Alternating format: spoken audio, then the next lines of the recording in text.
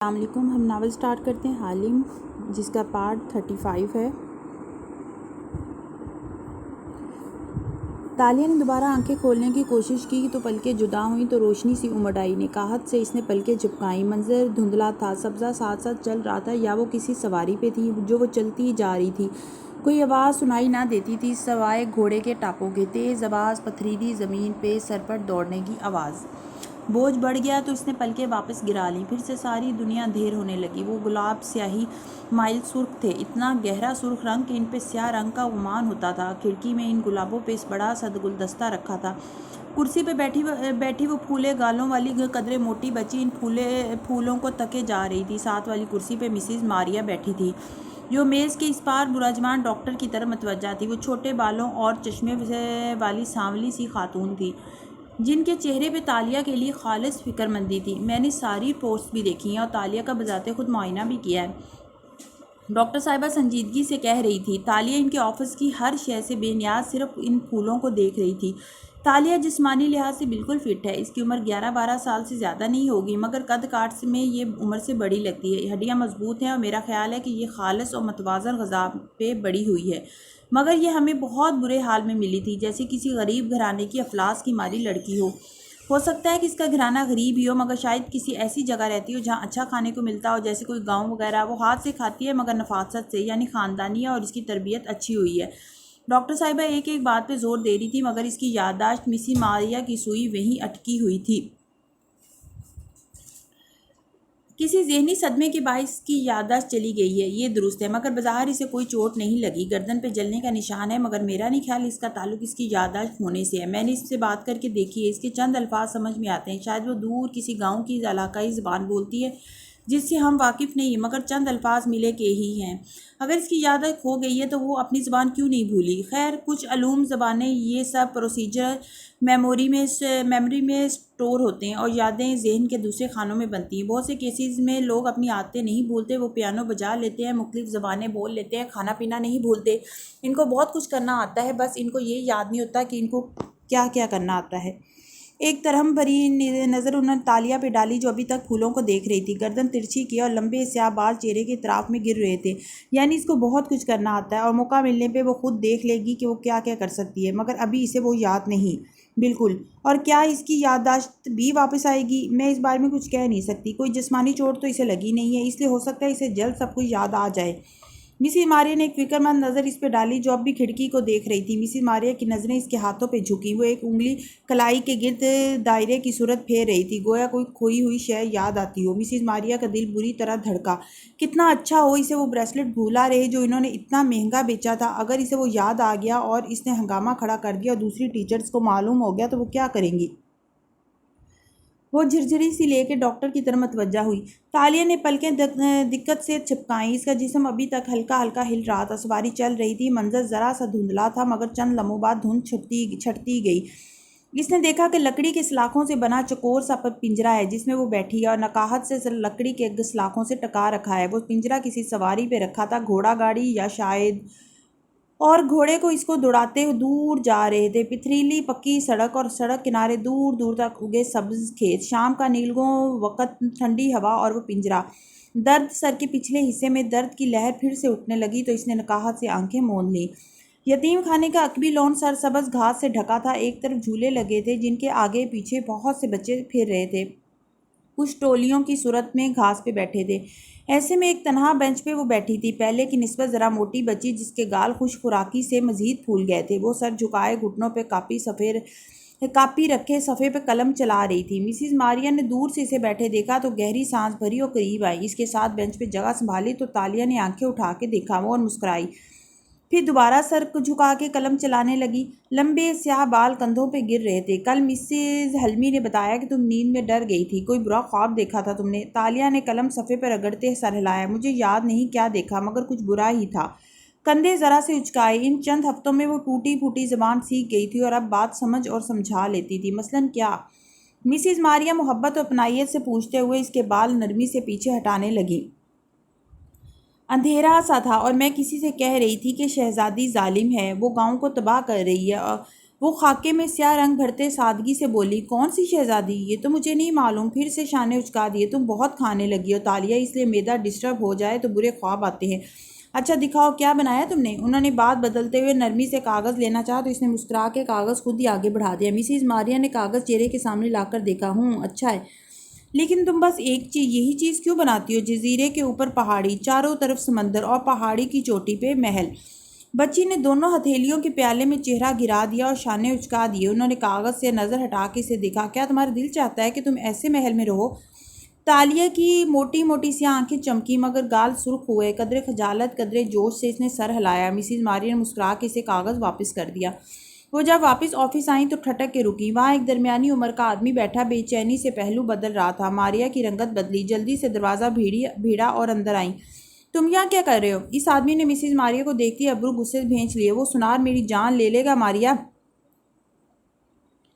آہستہ بولو، کوئی سن لے گا، وہ اضطراب سے کہتے ہوئے سامنے بیٹھی۔ نوار پہ جمی آنکھوں میں پریشانی تھی۔ ماریا، وہ بریسلٹ اور وہ سکہ وہ تم سے خرید کے جس سنار کو میں نے بیچا وہ کب سے اپنے پیسے واپس مانگ رہا ہے۔ مگر کیوں؟ کیونکہ وہ دونوں چیزیں پگھل کے ہی نہیں دے رہی۔ وہ کوئی ملون زیور ہے، جب سے اس نے خریدا ہے اس پہ آفتیں آ رہی ہیں۔ وہ بہت پریشان ہے۔ اس میں میرا قصور نہیں ہے، میں پیسے خرچ کر چکی ہوں۔ انہوں نے فوراً ہاتھ جھلائے۔ نوار نے غصے سے دانت کچکچائے۔ ماریا، اگر وہ مجھے اسی طرح تنگ کرتا رہا تو میرے پاس تم سے پیسے لے کر اسے واپس دینے کے سوا کوئی چارہ نہیں ہوگا۔ اس کو کہو وہ اسے آگے بھیج دے، وہ تیزی سے کہہ رہی تھی۔ آدمی نے برہمی سے اسے دیکھا۔ وہ ملعون چیز ہے ماریا، اسے ڈر ہے کہ وہ اس کا پیچھا نہیں چھوڑے گی۔ میں اب کچھ نہیں کر سکتی، مجھے نہیں پتا۔ وہ خود کو سنبھال چکی تھی اور اب الٹا اس پہ غصہ ہو رہی تھی۔ وہ لڑکی جس کے ہاتھ میں یہ تھا، تم اس سے احتیاط کرنا، کیا معلوم وہ بھی کسی سحر کے زیر سایہ ہو، ملعون سحر زدہ۔ وہ اس سے متنبہ کرنا نہیں بھولا تھا۔ ان سے دور باہر بینچ پہ بیٹھی تالیہ اب ایک نئے کورے کاغذ پہ خاکہ بنا رہی تھی۔ ایک مختلف جزیرہ، ایک مختلف محل، یہ ستونوں والا تھا اور زیادہ خوبصورت تھا۔ تالیہ، تالیہ، مدھم سی آواز اس کی سماعت سے ٹکرائی، اندھیرے میں جیسے کوئی دھیمی سی سرگوشی ہو جو نیند کے سحر کو توڑ دے۔ تکلیف کے باوجود اس نے بدک آنکھیں کھول لیں۔ دھندلا سا منظر دکھائی دیا۔ پنجرے میں اس کے سامنے کوئی بیٹھا تھا، ہیولا سا، قریب، اس کی طرف فکر مندی سے جھکا ہوا۔ تالیہ، اس نے پلکیں جھپکائیں۔ تصویر واضح ہوئی۔ وہ کوئی مرد تھا، شکل ابھی تک دھندلی تھی، گدلی سفید شرٹ، ماتھے پہ آگے کو گرے بال، چھوٹی آنکھیں اور آنکھوں میں فکر مندی۔ تم ٹھیک ہو تالیہ؟ تشویش میں ڈوبی آواز نے یاد کرنے کی کوشش کی۔ یہ کس کی آواز تھی؟ شناسا، بہت شناسا۔ چوکھٹ پہ وہ ہچکچاتی ہوئی 12 سالہ لڑکی کھڑی تھی، پہلے سے کافی موٹی ہو چکی تھی مگر بال اب بہت چھوٹے تھے، چہرے پہ تذبذب تھا۔ سامنے ایک آفس تھا جس میں فائلوں سے بھری اونچی الماریاں رکھی تھیں، کرسی خالی تھی اور آفس کی مالکن یتیم خانہ کی کچن انچارج مسز ایگنس ایک الماری کے سامنے کھڑی تھی۔ دستک پہ پلٹی اور ذرا کوفت سے اسے دیکھا۔ ہاں تالیہ، بولو کیسے آئیں؟ وہ ایک گال پہ آئے بال کان کے پیچھے رستی اندر داخل ہوئی، پھر ہاتھ باہم مروڑتے ہوئے ہچکچا کے کہنے لگی، مجھے آپ سے ایک بات کہنی تھی میم، جلدی بولو، مجھے بہت کام کرنے ہیں۔ وہ بیزاری سے کھڑے کھڑے بولی، وہ میم، میس میں کھانا بہت کم ہوتا جا رہا ہے ہر روز، کیا آپ مقدار بڑھا نہیں سکتی؟ وہ اب صاف ملے بول رہی تھی۔ نہیں اور کچھ؟ تالیہ نے خوش لبوں پر زبان پھیری، میم میرا پیٹ نہیں بھرتا، میں کیا کروں؟ مجھے ساری رات بھوک سے نیند نہیں آتی۔ بھوک، نیند اور لالچ، جتنا بڑھاؤ بڑھتی ہے، جتنا گھٹاؤ گھٹتی ہے، یہ تمہارے ہاتھ میں ہے۔ تم اپنی بھوک کم کرنے پہ دھیان دو۔ میم پہلے ٹھیک تھا کھانا، اب آپ لوگوں نے مقدار کم کر دی ہے۔ اور بات سنو تالیہ، وہ اسے گھور کے درشٹی سے بولی، جو مل رہا ہے نا یہ بھی لوگوں کی خیرات سے مل رہا ہے، اور خیرات پہ پلنے والے نخرے نہیں کرتے۔ تالیہ کی آنکھوں سے قطرے ٹپ ٹپ گالوں پہ لڑکنے لگے۔ اب جاؤ، کروفر سے ہاتھ جھلا کے کہا تو وہ مڑ گئی۔ جاتے جاتے اس نے دیکھا میم ایگنس کی میز پر خوبصورت ڈیزائنر بیگ رکھا تھا، میم کے جوتے بھی نئے تھے، کلائی کی گھڑی بھی قیمتی لگ رہی تھی۔ یہ سب کھانے کی مقدار گھٹانے سے پہلے تو نہیں ہوتا تھا۔ ہتھیلی سے آنکھیں رگڑتی وہ باہر نکل آئی۔ سامنے سے خاکروب وائپر اور جھاڑو لیے چلا آ رہا تھا، یقیناً اس نے اب آفس کی صفائی کرنی تھی۔ اگلی صبح وہ ابھی بستر میں سو رہی تھی جب کسی نے زور سے اس کا لحاف کھینچا۔ تالیہ ہڑبڑا کے اٹھی، نیچے اترو، کمرے میں اتنے سارے لوگ، ان کے گسیلے چہرے۔ وہ نیند کی کیفیت میں چند لمحے ٹکر ٹکر دیکھتی رہی، پھر حواس واپس آئے تو تیزی سے بنکر کی سیڑھیاں پھلانگ کے نیچے اتری۔ میم ایگنس کمرے میں ہاتھ جمائے سرخ چہرے کے ساتھ سامنے کھڑی تھی۔ میرے پیسے کہاں ہیں؟ انگارہ ہوتی آنکھوں سے سوال کیا۔ جی؟ تالیہ نے ناسمجھی سے انہیں دیکھا۔ ڈرامے نہیں کرو، کل تم میرے آفس آئی تھی، میز پہ میرے بیگ میں نوٹوں کی گڈی رکھی تھی، وہ تمہارے جانے کے بعد غائب ہوئی، کہاں ہے وہ؟ اس کے اوپر گویا ٹرک گزر گیا۔ بری طرح کچلے جانے کا احساس اسے یوں پہلی دفعہ محسوس ہوا تھا۔ مجھے نہیں پتا۔ تالیہ چور نہیں ہے میم، تالیہ نے چوری نہیں کی۔ زناٹے دار تھپڑ اس کے چہرے پہ لگا وہ تیورا کے نیچے گری۔ ایگنس کے پیچھے کھڑی افسردہ سی مسز ماریا نے روکنا چاہا لیکن پھر ٹھہر گئی۔ وہ مداخلت نہیں کر سکتی تھی۔ Office politics. اس کے سامان کی تلاشی لو اور آج سے تالیہ کا ایک وقت کا کھانا بند جب تک یہ میرے پیسے واپس نہیں کرتی۔ ایگنس ہدایت دے رہی تھی وہ گال پہ ہاتھ رکھے صدمے سے نیچے گری پڑی تھی۔ آنکھوں سے گرم گرم پانی بہہ رہا تھا اور نظروں کے سامنے اندھیرا چھا رہا تھا۔ پس منظر میں آوازیں آ رہی تھیں، اس کا سامان کھولنے کی، کچھ نہ ملنے کا اعتراف کرنے کی، مگر ایگنس کی چیخ و پکار جاری تھی۔ تالیہ تم ٹھیک ہو؟ گھوڑے کے ٹاپوں کی آواز اس کو واپس کھینچ لائی تھی۔ اس کا جسم تیز دوڑتی سواری کے باعث جھول رہا تھا۔ بدک اس نے آنکھیں کھولیں اور پلکیں جھپکائیں۔ وہ سامنے بیٹھا فکر مندی سے اسے دیکھ رہا تھا۔ تالیہ نے پلکیں سکوڑ کے اسے دیکھا۔ اس کا چہرہ واضح ہوا تو آنکھوں وہ ذرا سا اٹھ کے بیٹھی۔ وہ وان فاتح تھا اور وہ پنجرے میں اس کے سامنے بیٹھا تھا۔ اس کے پیچھے پنجرے کی سلاخوں سے سڑک کنارے دوڑتے کھیت نظر آ رہے تھے۔ تم ٹھیک ہو؟ اس نے پھر پوچھا۔ آواز بار بار پلٹ کے سنائی دیتی جیسے وہ کنویں میں بول رہا ہو۔ شاید اس کے کان بج رہے تھے۔ اس نے سر کو ذرا سی جنبش دی۔ کچھ بولا نہیں جا رہا تھا۔ وہ جواب میں کچھ پوچھنے لگا مگر اب اس کی آواز آنا بند ہو گئی، صرف لب ہلنے لگے۔ گھوڑے کے ٹاپوں کی آواز اس کی سماعت پہ چھانے لگی۔ تالیہ نہیں جانتی تھی کہ اس شور میں وہ کیا کہہ رہا ہے۔ وہ ایک لمبا سا برآمدہ تھا جس سے کئی کمروں کے دروازے باہر کھلتے تھے۔ شام کے اس پہر وہ خاموش پڑا تھا۔ دفتر ایک دروازہ کھلا اور یتیم خانے کا خاکروب باہر نکلتا دکھائی دیا۔ منہ میں کچھ چباتا وہ دروازہ بھیڑ کے آگے بڑھ گیا۔ دیوار کی اور سے تالیہ دھیرے سے نکلی۔ اس کے پھولے گال پہ نیل کا واضح نشان تھا اور آنکھوں میں سلگتا ہوا غصہ۔ خاکروب اب بے پرواہ سا دور جاتا دکھائی دے رہا تھا۔ وہ تیزی سے دروازے تک آئی۔ وہ مغفل نہیں تھا، وہ اناڑی چور تھا، لیکن اگر اتنا ہی ذہین ہوتا تو خاکروب تھوڑا ہی ہوتا۔ وہ تیزی سے اندر گھس گئی اور دروازہ بند کر لیا۔ پھر بتی جلائی۔ سادہ کمرہ، الماری، صندوق۔ وہ تیزی سے آگے آئی اور ایک ایک چیز کھولنے لگی۔ چند منٹوں میں کمرے کا حشر نشر ہو گیا۔ جو آخری چیز نے کھولی وہ تکیے کا غلاف تھا۔ اسے اٹھایا تو نوٹوں کی گڈی زمین پہ آن گری۔ وہ تلخی سے مسکرائی اور گڈی اٹھائی تو یہ تھی وہ رقم جس کے لیے ایگنس نے مجھ پر جھوٹا الزام لگایا۔ میرے بعد خاکروب آیا تھا، یہ واقعی اسی نے چرائی تھی؟ اس نے رقم لباس میں چھپائی، ایک نظر کمرے کو دیکھا اور پھر اسے اسی طرح چھوڑ کے باہر نکل آئی۔ یہ اس کی پہلی چوری تھی اور تھی تو وہ بھی اناڑی چور، مگر جانتی تھی خاکروب کبھی بھی گڈی لینے کے والے کا سراغ نہیں لگا سکے گا۔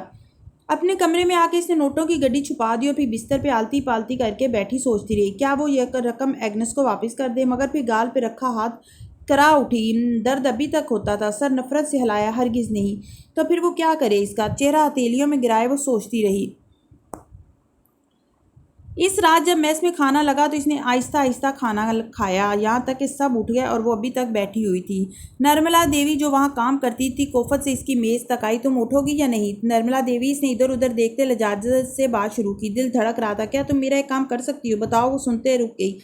تالیہ نے ایک طے شدہ نوٹ کپڑوں سے نکال کے اس کی طرف بڑھایا۔ نرملا کی آنکھیں پھٹی پھٹی رہ گئی۔ تالیہ تم نے واقعی مسز ایگنس کے پیسے چرائے تھے؟ وہ جلدی بولی۔ اگر میں تمہیں روز پیسے دوں تو تم مجھے زیادہ کھانا دیا کرو گی؟ بہت زیادہ۔ نرملا نے ایک نظر نوٹ کو دیکھا، چہرے پہ غصہ لے۔ کیوں بھئی، میں کیوں کروں گی ایسا؟ بلکہ میں ابھی مسز ایگنس کو بتا دوں گی۔ کیا بتاؤ گی؟ کہ تالیہ نے آپ کے پیسے چرائے ہیں۔ سارا یتیم خانہ پہلے سے ہی یہی سمجھتا ہے، لیکن اگر تم یہ پیسے رکھ لو تو تمہیں فائدہ ہوگا۔ وہ جتنی تیزی سے بولی نرملا لاجواب ہوگی۔ پھر اس نے کچھ سوچتے ہوئے ہاتھ بڑھایا اور نوٹ تھام لیا۔ اس نے تمہارے سر پہ مارا تھا کچھ شاید؟ کیا تمہیں درد ہو رہا ہے؟ فاتح کے الفاظ اب کچھ سنائی دینے لگے تھے۔ گھوڑا گاڑی سر پر دوڑ رہی تھی اور وہ پنجرے کے کونے میں بیٹھی یک ٹک اسے دیکھ رہی تھی، ویرانی اور خالی پن سے۔ ذہن میں اس کے الفاظ کو رجسٹر نہیں کر پا رہا تھا۔ سر میں درد ہے کیا؟ وہ فکر مند بھری نرمی سے پوچھ رہا تھا۔ ہم کہاں جا رہے؟ اس نے خود کو کہتے سنا۔ پنجرے کے باہر اب کھیت نیلے اندھیرے میں ڈوبتے جا رہے تھے، شاید مغرب پھیل رہی تھی۔ نرملا دیوی راہداری میں چلتی جا رہی تھی جب تالیہ سامنے سے آتی دکھائی دی۔ وہ پہلے سے بڑی اور سنجیدہ نظر آتی تھی۔ نرملا دیوی کے برابر پہنچنے کو تھی، گال زیادہ پھول گئے تھے۔ راہداری کے وسط میں اس نے نرملا کو روکا تو وہ اکتائے ہوئے انداز میں رکی۔ کیا ہے؟ لاپرواہی سے ادھر ادھر دیکھنے لگی۔ ساڑی پہ جیبوں والا لمبا سویٹر پہنے ہوئے تیز ترار عورت لگتی۔ نرملا دیوی میں نے تم سے چاول زیادہ مانگے تھے اور تم نے مجھے نہیں دیے کیونکہ تم اب مجھے پیسے نہیں دے رہی۔ میرے پیسے ختم ہو گئے ہیں۔ ہاں میں جانتی ہوں، تم جب بازار جاتی ہو ٹرپ کے ساتھ تو اپنے کپڑوں میں کتنے کیک اور چاکلیٹ چھپا کے واپس لاتی ہو۔ اگر تم فضول خرچی نہ کرتی تو اتنے سارے پیسے ختم نہ ہوتے۔ وہ ناک کوڑ کے بولی۔ مگر اب اتنے ماہ تو میں نے تمہیں پیسے دیے ہیں، اب نہیں ہیں تو کیا کروں؟ وہ روحانسی ہوئی۔ تم چور ہو، چرا لو کسی سے، لیکن اگر پیسے نہ دیے تو زیادہ کھانا نہیں دوں گی۔ وہ ہوں کہہ کے آگے بڑھی۔ تالیہ راستے میں کھڑی تھی، سو اس کو ایک ہاتھ سے تالیہ کو پرے دھکیلنا پڑا۔ اسی وقت تالیہ کا ہاتھ نرملا کے سویٹر کی جیب میں گیا۔ نرملا چلتی گئی۔ تالیہ نے بند مٹھی کھولی، اندر چابی تھی۔ آخر میں چور ہوں نا، اس نے دکھ سے وہ چابی دیکھی۔ ان میں سے ایک میس کے فریج کی چابی تھی جو نرملا کی دسترس میں رہتی تھی۔ اگلی صبح چابی نرملا کی جیب میں واپس آ چکی تھی، مگر جب ناشتے کے لیے اس نے فریج کا دروازہ دیکھا تو اس کا لاک کھلا تھا اور لاک کے اندر چابی ٹوٹی ہوئی تھی۔ شاید کل جلدی میں فریج بند کرتے ہوئے چابی لاک کے اندر ٹوٹ گئی اور اسے علم نہ ہو سکا، اور مگر شکر کہ دروازہ لاک نہیں ہوا تھا، ورنہ یہاں سب اتنے سست ہیں کہ کوئی بھی لاک تبدیل کروانے کی ہمت نہ کرتا۔ اب وہ فریج کو لاک نہیں کر سکتی تھی، مگر دروازہ کھول کر بند کر سکتی تھی۔ خیر ہے، کسی دن لاک بدلوا دوں گی۔ کون سا بچوں کو علم ہے کہ دروازہ اب لاک نہیں ہوگا اور وہ کچھ چرا لیں گے۔ اس نے بے پرواہی سے اندر سے دودھ نکالا اور دروازہ بند کر دیا، مگر ایک بچی کو علم تھا کہ اب رات کو دبے پاؤں میس میں جا کے کھانا ہے۔ ہم کہاں جا رہے ہیں؟ اس کی آواز پھنسی پھنسی سی نکلی تھی۔ پتھریلی سڑک پہ دوڑتی گھوڑا گاڑی کو مسلسل جھٹکے لگ رہے تھے۔ کھیت اب اندھیرے میں ڈوبتے جا رہے تھے۔ میں نہیں جانتا۔ انہوں نے گن پوائنٹ پہ وہ رکا، تلوار تان کے ہمیں اندر بیٹھنے پہ مجبور کیا، اور پھر یہ تمہیں بھی لے آئے۔ تم بے ہوش تھی۔ اور ایڈم، اس نے نظریں گھمائی۔ دوسرے کونے میں ایڈم اکڑو بیٹھا تھا۔ اسے خود کو دیکھتا پا کے سر کو خم دیا۔ بری خبر چہ تالیہ، میں ابھی تک زندہ ہوں۔ اس کی نظریں ایڈم کے ہاتھوں پہ جم گئیں۔ وہ آگے کو کٹھے تھے اور کلائیوں کی گرد رسی بندھی تھی۔ رسی اس کی گردن تک جاتی تھی اور پیروں میں بھی۔ وہ پوری طرح سے بندھا تھا۔ اس کے ہاتھ، وہ خواب کسی کیفیت میں بولی، کیوں بندھے ہیں؟ اب سارے پہ اندھیرا چھا رہا تھا۔ سڑک تاریک ہو رہی تھی۔ یتیم خانے کی پتھریلی عمارت میں ڈوبتی شام میں یوں کھڑی تھی کہ اس کے سائے لمبے ہو کے گھاس پہ گر رہے تھے۔ سورج کا نارنجی تھال ڈوبنے کے قریب تھا۔ تالیہ ایک درخت سے ٹیک لگائے گھٹنوں پہ کاپی رکھے تیز تیز قلم چلا رہی تھی۔ کاغذ پہ ایک سیاہ سفید سا اسکیچ ابھر رہا تھا۔ پہاڑی کی چوٹی میں مخروطی چھت والا محل بنا تھا۔ دفتن بوٹ میں مکید دو پیر اس کے سامنے آ رکے، سیاہ چمکدار بوٹ کہ ان میں چہرہ نظر آئے۔ اس نے چونک کے سر اٹھایا۔ وہ 2 پیس میں ملبوس ایک آدمی تھا جس کے سر پہ انگریزوں والا سیاہ ہیٹ تھا اور ہاتھ جیبوں میں تھے۔ صاف رنگت، چینی نقوش، دلکش مسکراہٹ، اور ہاں، کوٹ کی اوپری جیب میں اٹکا پیلا گلاب جو پہلی نظر میں ساری توجہ اپنی جانب مبذول کرا لیتا تھا۔ اجنبی یہاں کم آتے تھے۔ وہ حیرت سے اسے دیکھنے لگی۔ اس کی حیرت بھانپ کے نوبار نے ہیٹ اتارا اور سر جھکایا۔ کیسی ہو تم کم عمر لڑکی؟ وہ مسکرائی نہیں، بس سنجیدگی اور چھمبے سے اس کو دیکھے گئی۔ بھورے بالوں والا وہ آدمی بہت سحر انگیز شخصیت کا مالک تھا۔ عمر 40 سے اوپر ہوگی اور آنکھیں کسی کم عمر لڑکے کے جیسی جوان تھیں۔ تمہارے بال کس نے کاٹے ننھی لڑکی؟ وہ اس کے سامنے گھاس پہ کھڑا تھا۔ پیچھے سورج ڈوب رہا تھا۔ پتھریلے قلعے کے سائے غائب ہو رہے تھے۔ تالیہ چپ رہی۔ اچھے نہیں کاٹے۔ اس نے ہیٹ دوبارہ سر پہ جما لیا۔ تالیہ نے ہاتھوں سے اپنے بالوں کو چھوا۔ وہ پہلے کی طرح لمبے نہیں تھے، بلکہ کانوں سے ذرا نیچے تک باب کٹ کی صورت آتے تھے۔ کیا تمہیں لمبے بال پسند نہیں؟ تالیہ نے سر جھکا لیا اور بولی تو آواز میں سادگی تھی، ہم یتیم ہیں اور ہم خیرات پہ پلتے ہیں۔ جتنے لمبے بال اتنا زیادہ شیمپو۔ یہاں سب کے بال چھوٹے ہوتے ہیں۔ اور تمہارے کپڑے؟ وہ اس کے ساتھ آ بیٹھا اور درخت کے تنے سے ٹیک لگا لی۔ ہمارے کپڑے کبھی درست سائز کے نہیں ہوتے۔ لوگ اچھے کپڑے اور کھلونے کبھی خیرات میں نہیں دیتے انچے مسٹر۔ وہ رکی اور ہچکچا کے گردن اٹھائی۔ ذوالکفل۔ وہ مسکرایا۔ اس کی آنکھیں بہت خوبصورت تھیں۔ ذوالکفلی۔ وہ مسحور سے توڑ کے دہرانے لگی جیسے اس ویران کھنڈر قلعے میں کوئی عجوبہ دیکھ لیا ہو۔ ہاں، صرف ذوالکفلی۔ میں رائٹر ہوں اور یتیم خانے کی زندگی پہ ناول لکھ رہا ہوں۔ کیا تم میری مدد کرو گی؟ میں؟ اس نے چھمبے سے اسے دیکھا۔ مسز ماریا نے مجھے یتیم خانے کے ان کوارٹرز میں رہنے کی اجازت دے دی ہے۔ اس نے قلعے کی اوپری منزل کی طرف اشارہ کیا۔ وہاں ٹاور کی سب سے اونچی کھڑکی تھی، لیکن یہاں کوئی ٹھیک سے بات ہی نہیں کرتا۔ تم کرو گی؟ اس نے گردن اس بات میں ہلائی، لب مسکراہٹ میں ڈھلے۔ کل رات جب میں ادھر سے گزر رہا تھا، وہ رکا۔ وہ تیزی سے بولی، تالیہ بنت مراد۔ وہ مسکرایا۔ کیا سحر انگیز مسکراہٹ تھی اس کی۔ چہ تالیہ، مگر مجھے کہنا چاہیے پتری تالیہ، شہزادی تالیہ۔ تالیہ کی گالوں پہ سرخی پھیلی، مسکراہٹ مزید گہری ہوئی۔ ہاں، تو میں کہہ رہا تھا پتری تالیہ، رات جب میں یہاں رہا تو چیخنے کی آوازیں آتی تھیں، ہر رات آتی ہیں۔ یتیم خانے میں کبھی خاموش راتیں نہیں گزرتی انچے ذوالکفلی، مگر کل رات وہ لڑکا کیوں چیخ رہا تھا؟ کیونکہ جب بھی کوئی نیا شخص یتیم خانے میں آتا ہے، اس کی نظریں ذوالکفلی کے چہرے پہ بہت مان سے جم گئیں، اور وہ ہم سے پیار سے بات کرتا ہے تو ہمیں لگتا ہے وہ ہمارا فوسٹر فادر بن جائے گا اور وہ ہمیں اس جگہ سے دور لے جائے گا، وہ ہمیں ہماری فیملی دے دے گا۔ اس نے بھی یہی سمجھا، لیکن وہ لوگ جب اس کو پسند کیے بغیر چلے گئے تو وہ ساری رات روتا رہا۔ Very sad. اس نے افسوس سے سر ہلایا، پھر نگاہ تالیہ کے کاغذ پہ پڑی تو قدرے چونکا۔ کیا بنا رہی ہو تم؟ اس نے کاغذ لیا تو وہ مسکرا دی۔ مجھے محل بنانا اچھا لگتا ہے، مگر مجھے محل میں رہنا اچھا لگتا ہے، وہ بے ساختہ بولا تو وہ دونوں ہنس دیے۔ قلعے کے اوپر شام کے سائے اب مزید گہرے ہو رہے تھے۔ اس کے ہاتھ کیوں بندھے ہیں؟ وہ تکلیف کے باعث گھٹا گھٹا سا بول رہی تھی۔ سامنے بیٹھے فاتح نے گہری سانس لی۔ کیونکہ وہ نہیں چاہتے کہ ہم بھاگ جائیں، اس لیے انہوں نے ہمیں باندھ دیا۔ گھوڑا گاڑی پنجرا لادے سڑک پہ سرپٹ دوڑ رہی تھی، ارد گرد کھیتوں پہ رات چھائی جا رہی تھی۔ اس نے چونک کے دہرایا۔ حواس ذرا جاگے، گردن جھکائی تو دیکھا گود میں رکھے اس کے اپنے ہاتھ بھی رسیوں میں بندھے تھے، اور وہ رسی اس کی گردن تک آ کے مقید ہو گئی تھی، پھر پیروں تک جاتی، پیر تک بندھے تھے۔ اس نے روبدک کے ہاتھ اوپر کھینچے، مگر رسیوں کی گرفت مضبوط تھی۔ ریلیکس چیتالیہ، ہم کوشش کر چکے ہیں، یہاں سے نکلنے کا کوئی راستہ نہیں ہے۔ دور بیٹھا دھندلا سا نظر آتا ایڈم بولا تھا۔ وہ سنے بغیر محمل حواسوں کے ساتھ بار بار ہاتھ اوپر نیچے کھینچ رہی تھی۔ گھوڑے کے ٹاپوں کی آواز سماعتوں میں سور پھونکے جا رہی تھی۔ ملاقہ شہر میں واقع یتیم خانے کا پتھریلا قلعہ دھوپ میں کھڑا دہک رہا تھا۔ اندر ایک راہداری میں چند بچے چلتے جا رہے تھے۔ سب سے پیچھے وہ دونوں تھے، پیلے گلاب کو کوٹ کی اوپری جیب میں ٹکائے سیاہ ہیٹ پہنے ذوالکفلی، اور اس کے ساتھ چلتی تالیہ۔ آج سب خوش کیوں ہیں پتری تالیہ؟ وہ سامنے چہکتے بچوں کی طرف اشارہ کر کے بولا تھا۔ سرخ سیبوں جیسے موٹے گالوں والی تالیہ مسکرا کے بتانے لگی، کیونکہ ملاقہ کی کسی امیر فیملی کے بچے کی آج سالگرہ ہے۔ جب امیر لوگوں کے بچوں کی سالگرہیں ہوتی ہیں نا، تو وہ یتیم خانے میں مٹھائی یا چاکلیٹس بھیجتے ہیں، یا ایک وقت کے چاول وغیرہ۔ بہت مزہ آتا ہے۔ کاش امیر بچوں کی سالگرہ روز ہوا کرے، تاکہ ہمیں ان کے مال سے کچھ حصہ ملتا رہا کرے۔ وہ آج سے بولی تو وہ راہداری کے درمیان رک گیا اور اس کی طرف گھوما۔ وہ بھی بے ساختہ ٹھہر گئی۔ ذوالکفلی ایک گھٹنوں پہ دونوں ہاتھ رکھے اس کی جانب جھکا اور سنجیدگی سے اس کی آنکھوں میں جھانکا۔ امیر لوگ بھی ہم جیسے ہوتے ہیں تالیہ، مگر وہ امیر اس لیے ہوتے ہیں کیونکہ وہ ہمارا پیسہ لوٹتے ہیں۔ ان کی ساری دولت ہماری ہوتی ہے۔ وہ کیسے؟ تالیہ کی آنکھیں حیرت سے پھیلیں۔ کیونکہ جو ٹیکس ہم دیتے ہیں وہ قومی خزانے میں جاتا ہے۔ امیر لوگ خزانے سے بہانے سے رقم نکلواتے ہیں، کبھی پروجیکٹ کی صورت میں، کبھی بینکوں سے قرضے کی صورت میں۔ امیر لوگ پھر وہ رقم کبھی واپس نہیں کرتے۔ اسی رقم سے وہ اپنے بچوں کی سالگرہیں کرتے ہیں، یعنی ان کا پیسہ ہمارا ہوتا ہے۔ ہاں، اور اپنا پیسہ واپس لینا کوئی جرم نہیں ہوتا۔ وہ سیدھا ہو گیا، پھر مسکرایا ایک دم سے۔ اس مسکراہٹ نے اس کے سنجیدہ تلخ چہرے کو ڈھانک دیا تھا۔ چلو اوپر چھت پہ چلیں، میں ملاقہ کا نظارہ کرنا چاہتا ہوں۔ تالیہ نے گہری سانس لی۔ آپ کو چھت سے ہر وقت شہر دیکھنا کیوں پسند ہے انچے ذوالکفلی؟ وہ افسوس سے بولی تھی۔ وہ جواب میں کچھ کہہ رہا تھا۔ وہ دونوں اب راہداری میں چلتے دور جا رہے تھے۔ ان کی آوازیں مدھم ہو رہی تھیں۔ تالیہ، مت کرو، رکو، اسٹاپ اٹ! وہ اب کے جھڑک کے بولا تو وہ جو رسی مسلسل کھینچ رہی تھی ٹھہری۔ گردن اٹھا کے بھیگی آنکھوں سے اسے دیکھا۔ وہ کون ہے؟ انہوں نے ہمیں کیوں پکڑا ہے؟ پلکیں جھپکائیں تو بصارت واضح ہوئی، جیسے پانی گدلے شیشے کو صاف کر دے۔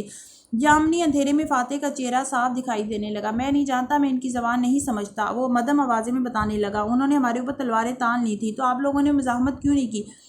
ایڈم کے پاس تو پستول بھی تھا۔ وہ شاکی نظروں سے ان کو دیکھ رہی تھی، جیسے ان کی بہادری پہ شک ہوا۔ میں تو اس کو شوٹ کرنا چاہتا تھا، مگر سر نے روک دیا۔ ایڈم گلہ میز انداز میں بولا۔ ایڈم نے آج تک جیتا جاگتا انسان نہیں مارا۔ میں تم دونوں کو خطرے میں نہیں ڈالنا چاہتا تھا۔ وہ گہری سانس لے کر بولا، اور پنجرے کی سلاخوں سے ٹیک لگا لی۔ سفید گدری شرٹ کے آستین اوپر چڑھائے، مٹی لگے چہرے کے ساتھ وہ سنجیدہ لگ رہا تھا۔ اس کے ہاتھ پیر بھی ویسے ہی بندھے تھے۔ اور جب میں نے ان کی گاڑی دیکھی تو کوئی مزاحمت نہیں کی۔ گاڑی کا مطلب تھا کہ وہ راستوں سے واقف ہے۔ میں ان کی زبان نہیں سمجھتا، مگر وہ بار بار ایک ہی لفظ دہرا رہے تھے، ملاقہ، یعنی یہ گاڑی ملاقہ شہر جا رہی ہے۔ اور آپ نے خود کو بندھوا کے جانوروں کی طرح اس پنجرے میں ڈالنے دیا ان کو؟ کوئی مزاحمت نہیں کی۔ وہ غصے سے بولی، سر ابھی تک گول گول گھوم رہا تھا، صرف اس لیے کہ وہ ملاقہ جا رہے تھے۔ ان کو جنگل سے نکلنے کا راستہ معلوم تھا۔ کیا تم بھول گئیں؟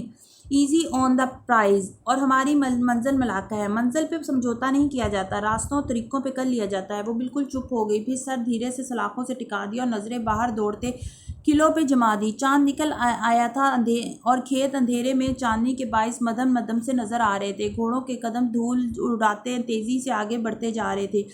قلعے کے باغیچے میں پہاڑ کے ڈھیروں پھول کھلے تھے اور ان کی خوشبو گھاس پہ بیٹھے لوگ محسوس کر سکتے تھے۔ وہ گھاس پہ آلتی مالتی پالتی کیے بیٹھی تھی، اور سامنے ہیٹ والا مسکراتا ہوا ذوالکفلی بیٹھا تھا۔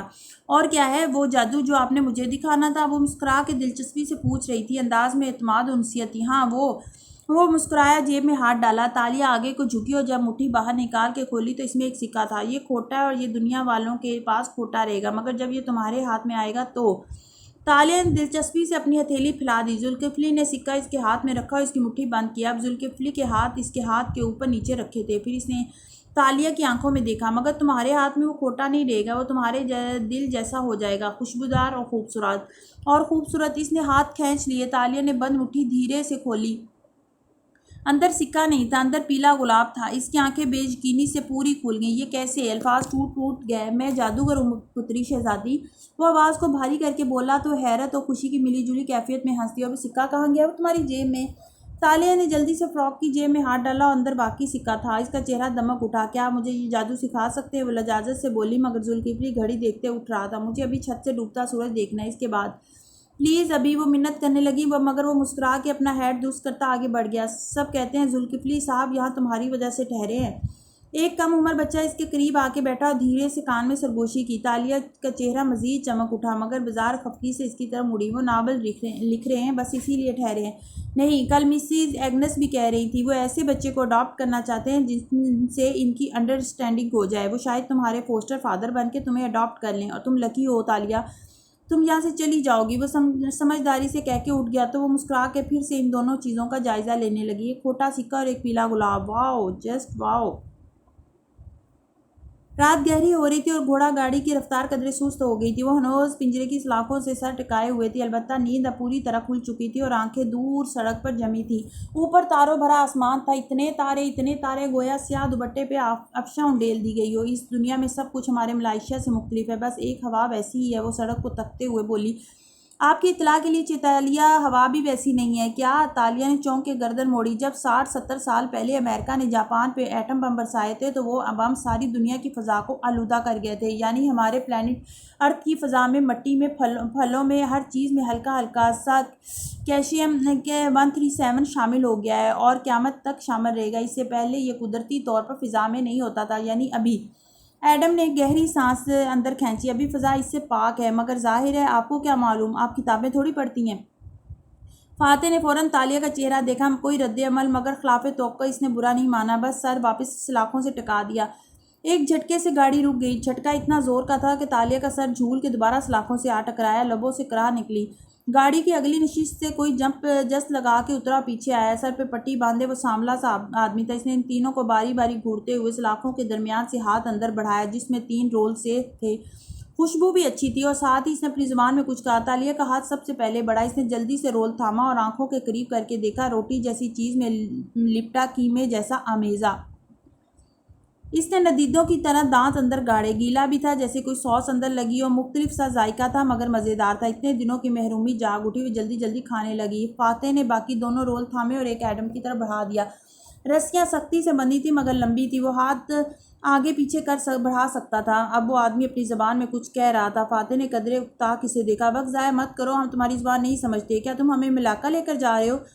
وہ لقمے سے بھرے منہ کے ساتھ ایک دم بولی۔ اس کے لبوں سے نکلنے والے الفاظ، لہجہ، زبان اس کے ساتھی مسافروں کے لیے اجنبی تھا۔ وان فاتح نے بے یقینی سے ابرو اٹھائے۔ ایڈم کا منہ کھل گیا، وہ آدمی بھی چونکا تھا۔ ہاں، ہم ملاقہ جا رہے ہیں، مگر تم نے ہمیں باندھا کیوں ہے؟ ہمارا جرم کیا ہے؟ وہ رات کی تاریکی میں سلاخوں کے پار کھڑے آدمی سے نرم انداز میں پوچھ رہی تھی۔ فاتح بس اسے دیکھ رہا تھا، رول ابھی تک اس کے ہاتھ میں تھا۔ ہم جانتے ہیں تم اپنے مالک کی قید سے بھاگے ہوئے غلام ہو، ہم تمہیں وہاں لے کر جا رہے ہیں